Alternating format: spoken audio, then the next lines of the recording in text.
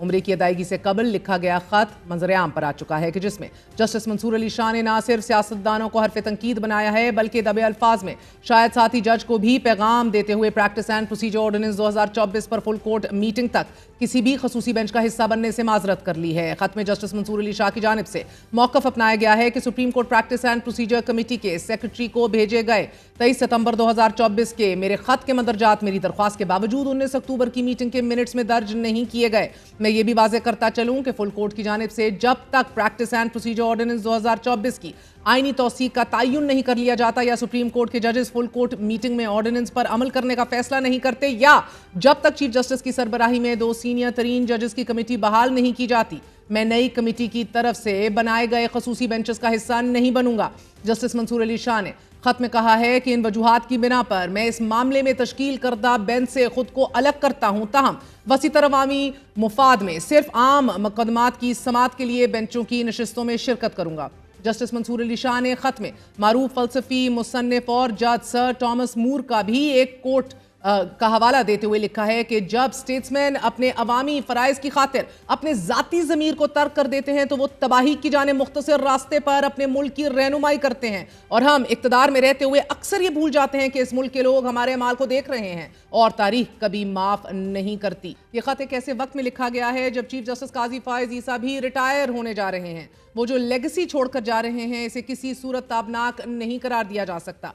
वो एक ऐसी सुप्रीम कोर्ट के सरबराह रहे कि जो मुकम्मल तौर पर आज हमें तकसीम दिखाई दे रही है। उनकी सरबराही में एक जमात से इलेक्शन से महज 2 हफ्ते कबल इंतखाबी निशान छीन लिया गया। उन्हीं की वॉच के नीचे एक ऐसी आईनी तरमीम लाई गई कि जिसमें MNAs और सेनेटर्स पर मुबैना जोर ज़बरदस्ती की शिकायत सामने आई। यही नहीं, बतौर चीफ जस्टिस जस्टिस काजी फायज ईसा के कॉन्डक्ट को लेकर सियासी कायदीन, सहाफ़ी और आम शहरी सवाल उठाते रहे, हत्ता कि अपने कॉलीग्स भी।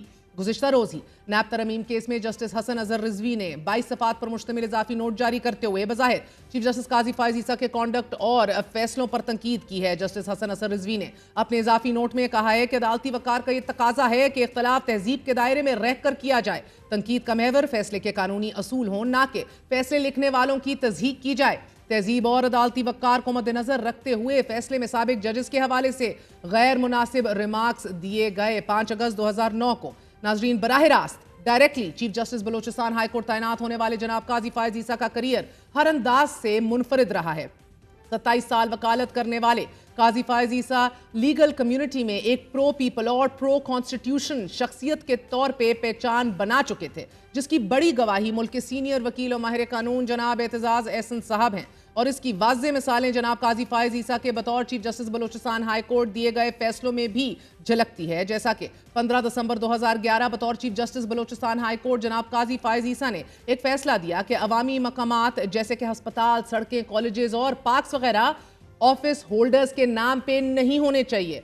फरमाया कि यह मुल्क कोई किंगडम नहीं है कि ऑफिस होल्डर्स अपने नाम पे अवामी मकामात बनवाएं। ये इकदाम मावराए आइन है और अवामी मकामात के नाम गैर मुतनाज़ शख्सियत के नाम पे होने चाहिए जिन्होंने मुल्क के लिए खिदमात सर अंजाम दी हों। वो मरहूम सियासतदान भी हो सकते हैं। अवामी मकामात अवाम के पैसे से बनाए जाते हैं, लिहाजा उनका नाम भी अवामी यगांगियत और इत्तेहाद की अलामत होना चाहिए ताकि किसी भी किस्म की कोई भी कंट्रोवर्सी नहीं हो, ना ही तकसीम हो। फिर नाजरीन, सितंबर 2011 chief justice Balochistan high court Qazi Faez Isa ने मस्तूंग में एक बस से 26 लोगों को उतार कर फिरका वारियत के नाम पर कत्ल कर देने पर आज खुद नोटिस लिया। यह आज खुद नोटिस अखबारी तराशों की बुनियाद पर लिया गया, जिसका जवाब फराहम करते हुए जनाब काजी फायज ईसा साहब ने यह लिखा कि जानो माल की हिफाजत के एतबार से अवाम का एतमाद हुकूमत से उठ चुका है। मैं बतौर चीफ जस्टिस मुदाखलत करके आज खुद नोटिस ले रहा हूँ, जो कि हाई कोर्ट का आईनी हक है। अपने फैसले में चीफ जस्टिस काजी फायज ईसा ने मजहबी शिदत पसंदी के असबाब और तदारुक के लिए